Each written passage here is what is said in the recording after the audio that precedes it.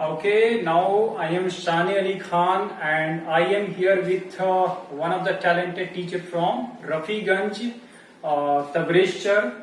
Thank you so much for joining us. Basically आपसे मैं जानना चाहूंगा सर कि आप जो यहाँ पे एजुकेशन दे रहे हैं बच्चों को, यानी पर्सनालिटी डेवलपमेंट, बॉडी लैंग्वेज पे काम कर रहे हैं, आपसे अगर कोई पूछने आएगी कौन सा सब्जेक्ट पढ़ाते हैं, आपने बताया कि ये सब्जेक्ट नहीं बल्कि पूरा जो आपने किसी भी स्कूल में या किसी भी कोचिंग सेंटर में पढ़ा है, इसमें हम कुछ काम करना चाहते हैं, बच्चों को सिखाना चाहते हैं, बेसिकली मुझे जहां तक लगता है, राइट।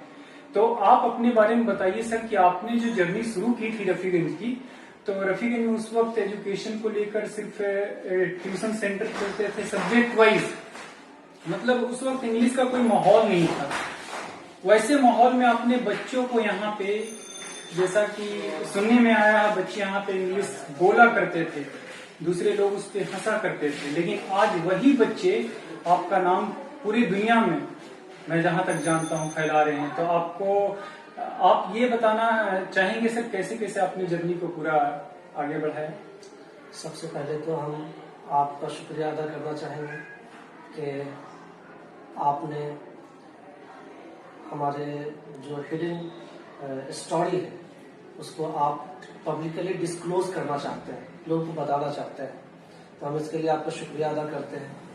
हम बहुत ही साधारण और कम शब्दों में अपनी बात आपके माध्यम से सभी लोगों को बताना चाहते हैं कि एक वो दौर था आज से 20 साल पहले जब इंग्लिश का एक भी कोचिंग रफीगंज में नहीं चलता था। बिल्कुल बिल्कुल।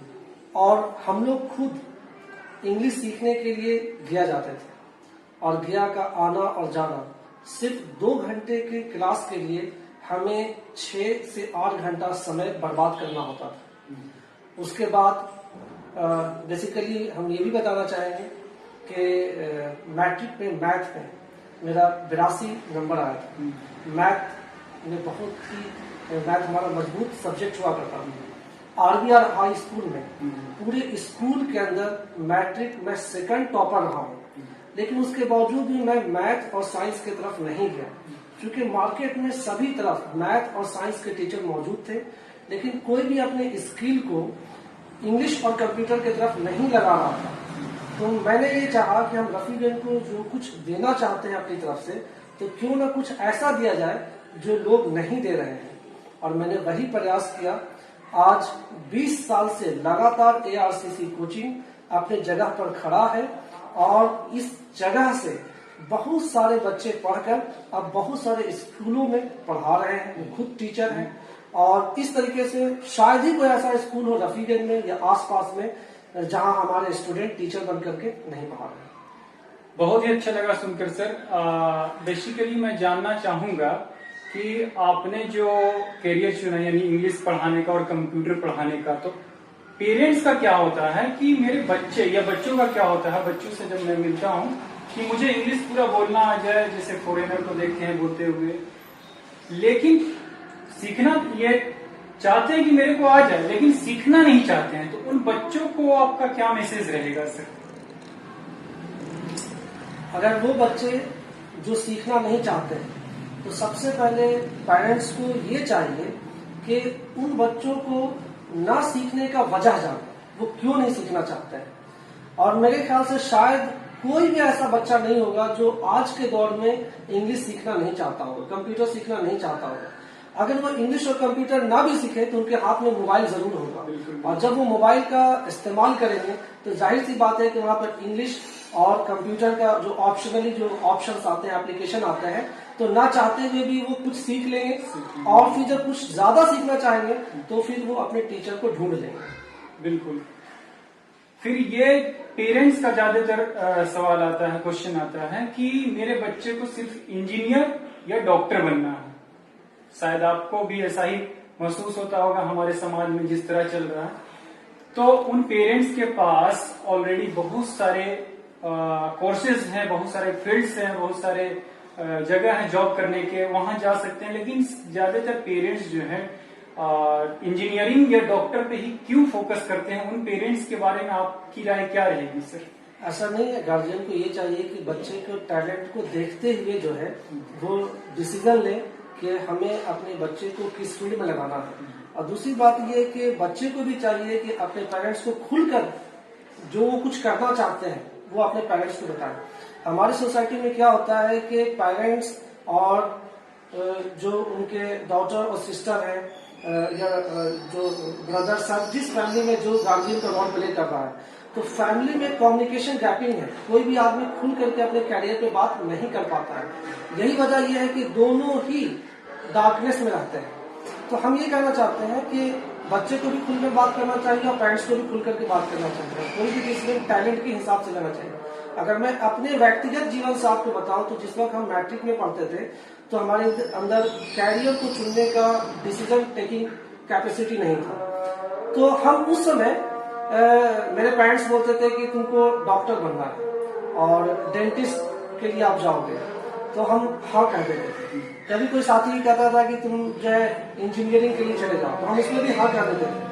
कोई कंपटीशन के लिए कहता था, हम उसके लिए भी हाँ कह देते थे। मतलब जो कहता अच्छा लगता हम उसे हाँ कह देते थे। लेकिन जैसे जैसे हमने इंटर कंप्लीट किया, गया जाने लगे, घूमने लगे, लोगों से मिलने लगे और खुद मैंने अपने अंदर झांक करके देखा तो मुझे लगा कि हम डॉक्टर बनने के लायक नहीं है, हम इंजीनियरिंग के लायक नहीं है, हम कंपटीशन के लायक नहीं है। तो आखिर मैंने खुद से प्रश्न किया कि आखिर आप क्या कर सकते हैं। तो मुझे इंग्लिश बोलने का काफी शौक था और चूंकि एक कारण भी था, क्योंकि रफीगंज में एक भी सेंटर ऐसा नहीं था, तो मुझे कारण भी मिल गया था। तो इस वजह से मैंने इस पर मेहनत किया, दिलो जान से मेहनत किया और सिर्फ मैंने अपने कैरियर को सिर्फ एक बोर्ड और एक मार्कर, उस जमाने में आज से 20 साल पहले मैंने खुद होम ट्यूशन कुछ बच्चों को पढ़ाकर 500 रुपया बचाकर एक बोर्ड खरीदा और वहां से मैंने सफर को शुरू किया। आज जो कई जगह ब्रांचेस है, कई जगह स्टूडेंट्स है, अब तो प्लेसमेंट देने का और एक प्लेटफॉर्म प्रोवाइड करने का वक्त है। तो ऐसा नहीं है कि कोई बच्चा इंजीनियर या डॉक्टर बनकर के ही वो समाज में नाम कमाएगा या पैसा कमाएगा, बल्कि अगर वो स्पोर्ट में भी अच्छा है तो वहां से भी कर सकता है। जैसे वो डांसिंग जानता है या सिंगिंग जानता है या कम्युनिकेशन स्किल है या किसी लैंग्वेज में वो माहिर है, तो वहां से भी वो हिट कर सकता है।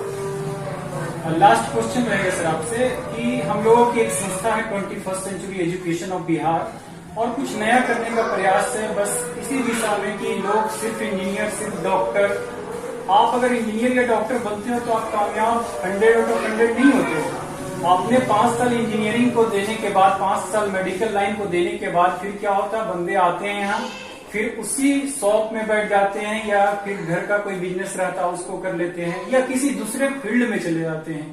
5 साल आपने दिया वहां मेडिकल में और इंजीनियरिंग में और 5 साल के बाद आकर आप चाह रहे हो कि टीचिंग लाइन में चले जाए। टीचिंग सबसे आसान प्रोफेशन सभी का मानना है, जो कि गलत है, क्योंकि आपने 5 साल वहां दिया और आप चाह रहे हैं कि हम कुछ एक समय भी नहीं दिए, थोड़ा सा भी समय नहीं दिए और चाहते हैं कि हम टीचिंग अच्छे से कर लेंगे। तो टीचिंग प्रोफेशन पे आप क्या कहना चाहेंगे सर, इतनी आसान है क्या टीचिंग? देखिए, टीचिंग मतलब आप किताब पढ़ करके बच्चों को पढ़ाते ऐसा नहीं है, बल्कि टीचिंग सीधे सीधे एक आर्ट है, एक फन है।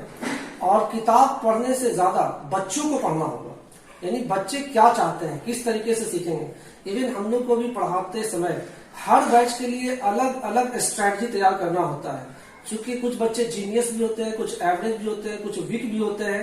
तो अगर हम सिर्फ किताब से एक डायलॉग तैयार करके उनको पढ़ा देंगे तो कुछ बच्चे समझेंगे, सभी बच्चे नहीं समझ पाएंगे। तो उनके लिए बाकायदा प्लान तैयार करना होगा।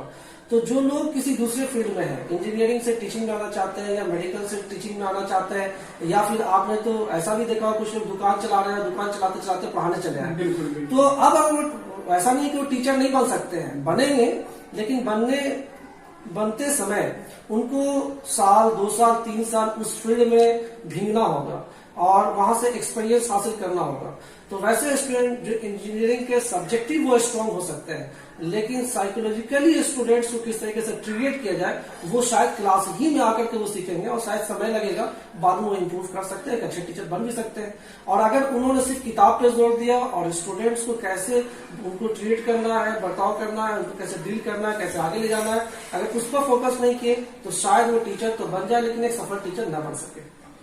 हमारी जो संस्था चल रही है सर, उसके लिए कुछ बोलना चाहें तो बोल सकते हैं सर। हम बिल्कुल जो है सबसे पहले आपका शुक्रिया अदा करना चाहेंगे एक बार फिर से, और आपके इस ऑर्गेनाइजेशन का भी शुक्रिया अदा करना चाहेंगे जो एक अच्छा एफर्ट और एक अच्छे प्लान को लेकर करके आप हर जैसे आप संघाटी में, गया के अंदर, औरंगाबाद के अंदर ऐसे बहुत सारे पर्सनालिटी हैं जो गुमनाम है, किसी एक जगह तक सीमित है। आप उनको डिजिटली आप प्रमोट भी कर रहे हैं, एक दूसरे को जोड़ने का भी काम कर रहे हैं और मिलाने का भी काम कर रहे हैं। तो बदलता हुआ वक्त बहुत सारा बदलाव चाहता है और आप बदलने का प्रयास कर रहे हैं। यकीन जानिए कि आज जो है कुछ जो नया करने का प्रयास कर रहे हैं, आने वाले कुछ समय में ये नयापन सबके अंदर दिखेगा, हमारे अंदर भी, आपके अंदर भी। क्योंकि इससे पहले मैंने कभी इंटरव्यू नहीं दिया है, तो ये पहली बार अगर आप मेरा इंटरव्यू ले रहे हैं तो जाहिर सी बात है कि मेरे लिए भी आपके द्वारा एक नयापन होगा। चलिए, शुक्रिया sir, thank you, and we will meet in next video. So till then, take care, bye bye, see you soon guys.